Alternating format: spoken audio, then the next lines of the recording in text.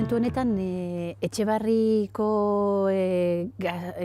ume eta gazte tasa elkarte autonomoan daukagun altuenetarikoa da, altuena ez bada.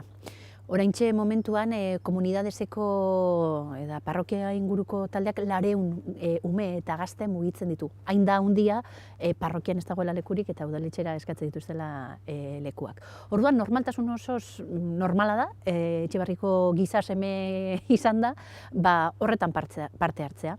Eta hortik abiatuta, normaltasun horretan, haurtzaro, nerabezarora eta gaztarora helduta, bizia ikusteko eta mundua ikusteko erak baldintzatuta ikusten da parte hartze eskola horregaitik. Eta orduan behin gaztarora helduta, nik uste dut kontziente izaten direla, edo benetan beste lekuetan ez dela hori gertatzen. Eta hortik egiten dituzte gero aukera politikoak, edo profesionalak, edo sozialak, ez?